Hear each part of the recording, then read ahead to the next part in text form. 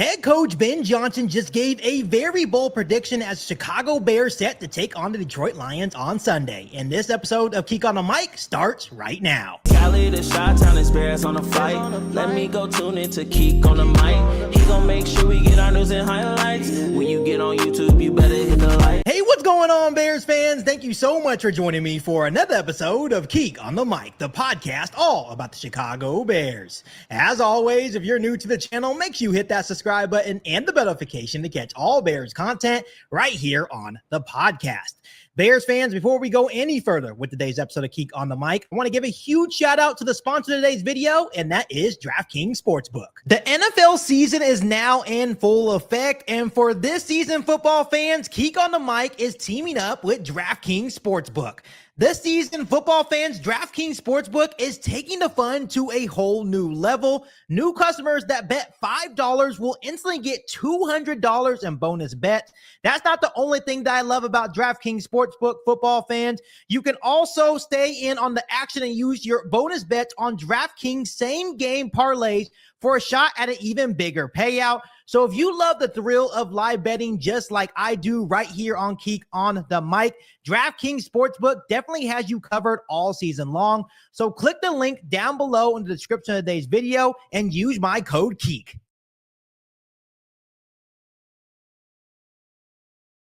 All right, Bears fans, we are back for week 2 game preview against the Detroit Lions, and we didn't have him on last week because the scheduling just wasn't quite there, but we have him on this week for the week 2 matchup against the Detroit Lions, and that is Isaiah Fry. How you doing, Isaiah?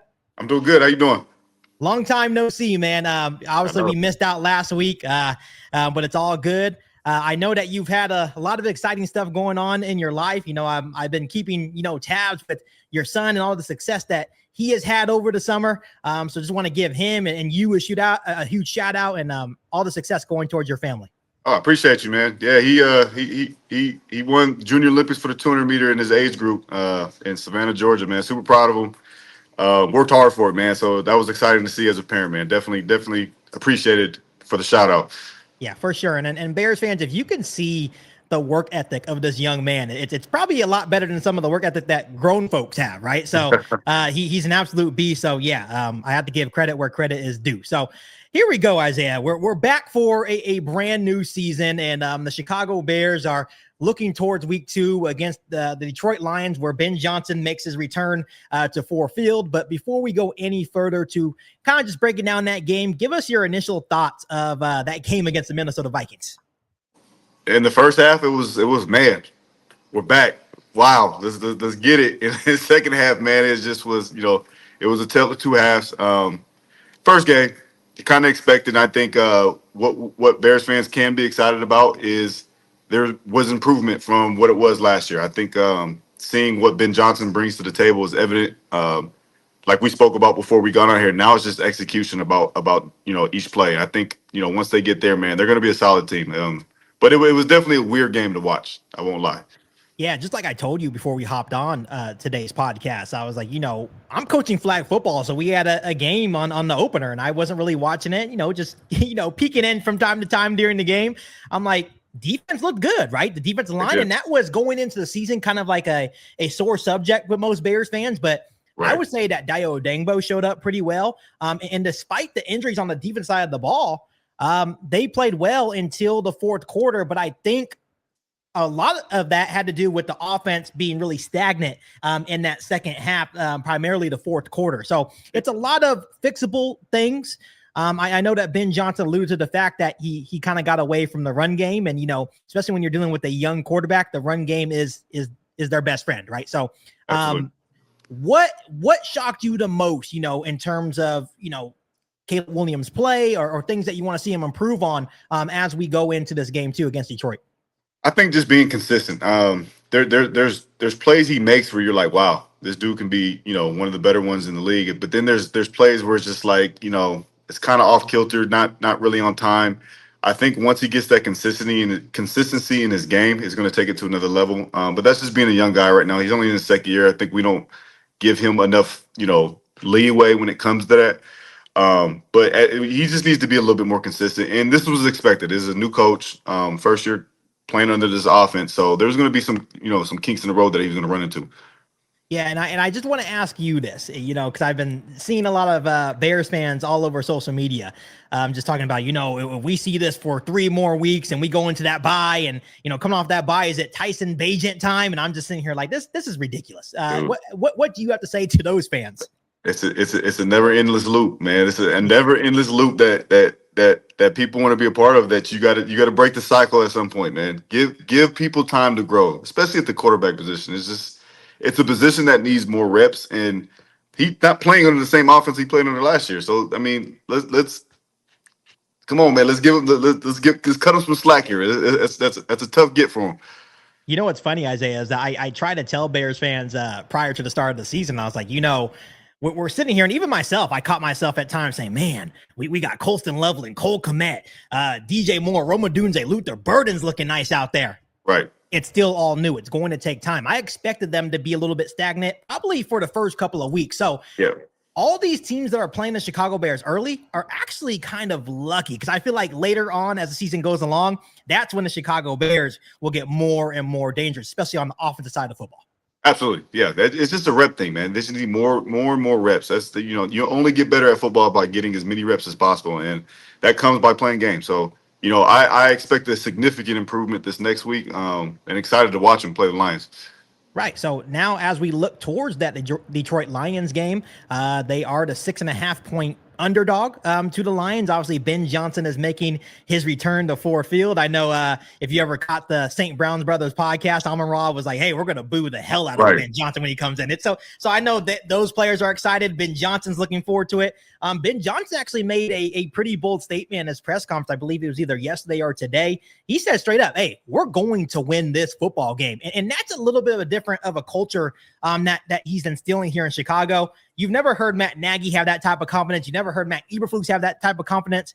You would probably know better than me. I don't even think Lovie Smith had that type of aura of confidence going into a football game, right? So it's one of those things that when you hear your head coach say things like that, it has to get the players in the locker room pumped up, right? Yeah, I love it, man. He's coming there confident, and I believe him too. I actually, when we do our picks at the end, you'll hear my pick, but I believe him, man. He's a confident dude, and rightfully so, man. You see how the Lions look without him. I mean, let's be honest, man. They look completely different team than they did last year at this point of the season, even though it's beginning. So he's a great coach, man. I think it's going to take a minute to get going, but I believe him.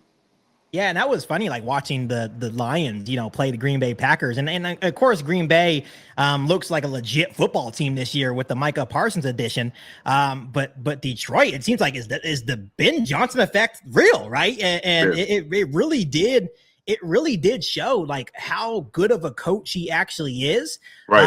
And they definitely missed him so far over there in Detroit. So I'm definitely curious to see how the season goes for Detroit and how the season goes for the Chicago Bears.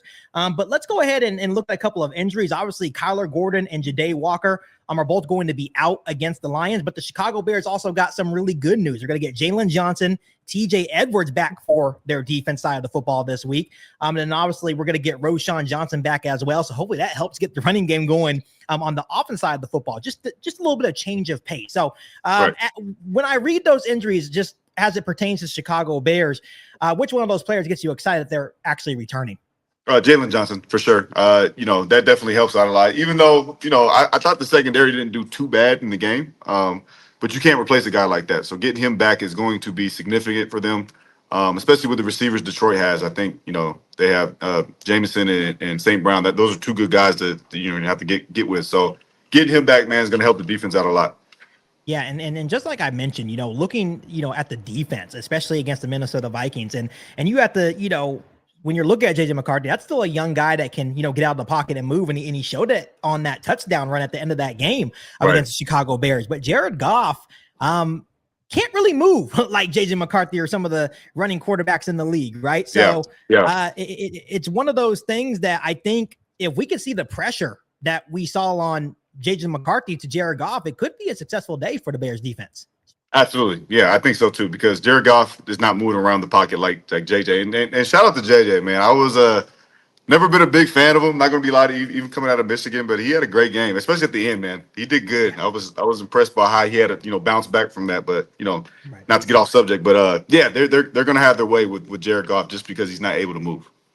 Yeah, and then when we're looking at, just the defensive and offensive stats just for week 1, you're looking at the total yards for both the Bears and the Lions. The Lions are 271, had 271 yards against the Green Bay Packers defense, and that Green Bay Packers defense is lights out, obviously.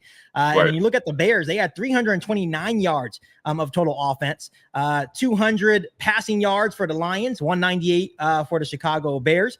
And then when you're looking at rushing yards for the Chicago Bears, that's something that they kind of got away from. And I know when you're looking at just as it pertains to Chicago Bears defense and the Detroit Lions offense, I think this is something that the Bears could possibly take advantage of. I've always thought if you can get the run game going, and that's what Ben Johnson's trying to do, I think there's going to be some opportunities in the secondary for Detroit to really exploit. For sure. That's the base of his offense. He loves to set up his pass by the run. So Bears have to get that going early. I didn't think Swift didn't have a bad game. They just, he didn't get that much of an opportunity to showcase himself. But getting Roschon Johnson back is going to help. It's kind of going to be like I'm not calling them Jahmyr Gibbs and David Montgomery, but that's going to be Chicago Bears version of them. So if he can get them going early, man, it's going to help the offense out.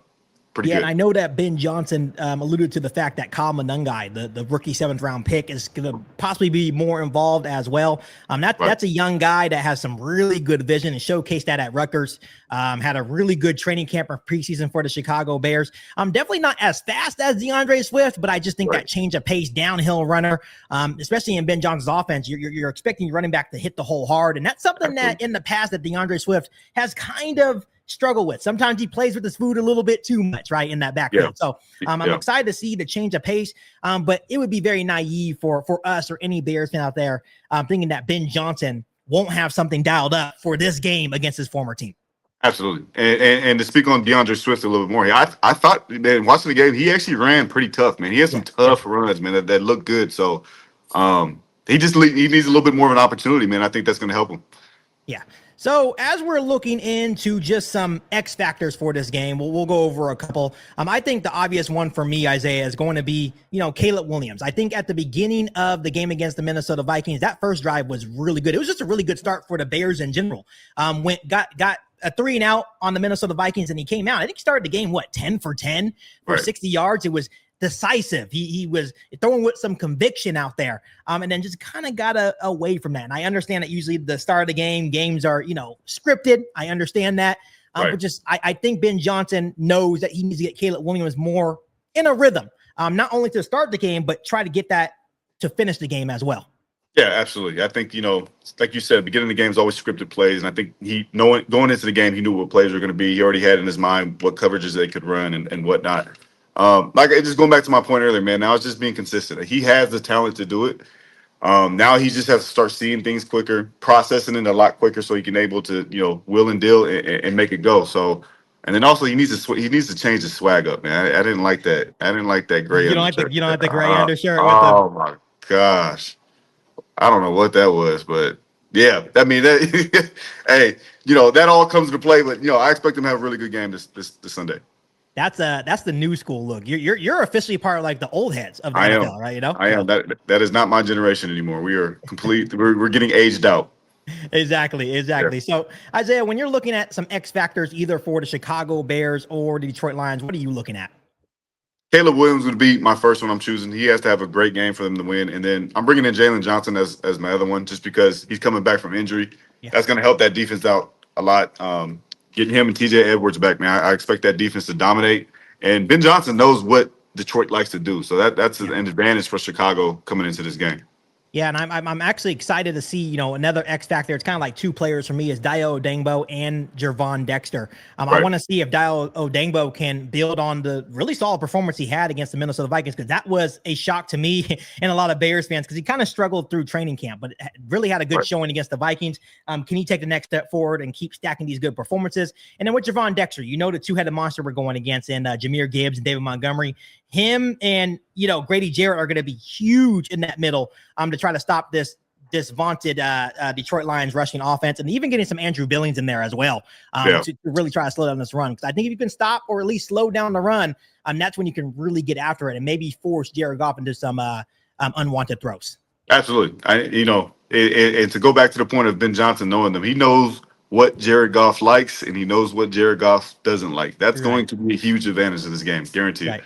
Right. And I kind of feel that when Ben Johnson gets there, he's going to be playing mind games for sure. He's probably going to go up to a couple of his old guys, and Ben Johnson just is a psychopath. I'll be honest. I'm not sure if you heard. It was like at the end of the season, or no, it was before the joint practice against the Miami Dolphins. They were in the meeting room, and before that practice, to get the team to set the tone. I'm not sure if you remember that fight with Jorge Masvidal and Ben Askren, where he knocked him out with a flying knee. Right. He had that video playing in our meeting on loop. Wow. And he said, "We need to set the tone early." That's all he said, and then walked out of the meeting room. I'm like, I remember that. This dude is crazy, and he's instilling a very tough culture here in Chicago, and I think this is going to be the guy to get the Bears in the right direction. And he's always going to put his players in the best situation to succeed. It's just execution at the end of the day.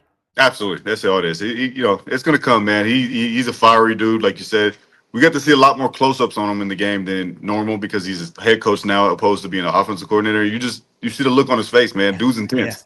Yeah, for sure. So I'm excited for this opportunity for Ben Johnson. It's obviously a big game for both sides. No one wants to start out 0-2 to start the season, but it's definitely not starting out 0-2 within a very tough division in the NFC North. So this is a game that both teams already in week 2 is a must win. So I truly believe what Ben Johnson says, that, hey, we are going to win the football game.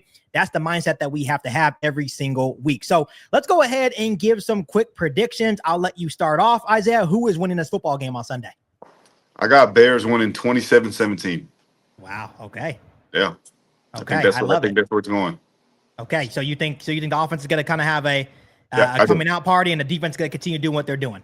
Yeah. He went against this. I mean, obviously Aaron Glenn's not there as a defensive coordinator, but it's a predecessor of his that was a linebacker coach. So he knows what he likes to do. So I guarantee he has a good game plan for him. Yeah, so it should be a good game. I also, originally in my preseason predictions prior to the season, I expected the Bears to beat Minnesota and lose to Detroit in that first matchup. Right. I know I probably shouldn't flip-flop, but hey, I'm going to also have the Bears winning this game as well because, hey, preseason predictions are preseason predictions, and this is a must-win game for the Chicago Bears. There's no way that they can start out 0-2 in their own division or to start the season. I have actually the Bears winning this game by a score of 23-17. I think Caleb Williams getting a rhythm early. He's already had some pretty decent showings against the Detroit Lions in the past. And I think if it wasn't, due to coaching, I think he could already have a couple of wins against the Detroit Lions as well. So I think we have a better coaching staff, even with, Ben Johnson being a first-time head coach. It's going to be a good game plan from both sides. They know Ben Johnson, and Ben Johnson knows them. So, may the best coach win in this matchup. Yeah, I think Ben Johnson's more of a chess player than what he's going to. Just my opinion. Just the outsider looking in, man. He looks like an avid chess player. So I'm excited to watch. Yeah, so Bears fans, as always, I will be going live. I didn't go live for that week 1 matchup against the Vikings because I was unavailable due to some flag football coaching. But I will be going live for this week 2 matchup against the Detroit Lions. Really looking forward to that. So make sure you guys tune in. I'm about at 9:30 a.m. PST because remember, I am in California. But Isaiah, as always, thank you so much for joining me for another pregame show right here on the podcast. Absolutely. Appreciate you having me. So Bears fans, as always, drop your score prediction down below in the comment section. But as always, make sure you guys continue to hit that subscribe button and the notification to catch all Bears content right here on the podcast. Make sure you follow me on all my social media platforms, and make sure you share this episode of Keek on the Mic with every single Bears that you know. But other than that, be back for our all new Bears podcast right here on Keek on the Mic. Thanks, guys. And as always, bear down. You ain't Keek on the mic. You ain't Keek on the mic. You can go and subscribe because I be on it right. You ain't Keek on the mic.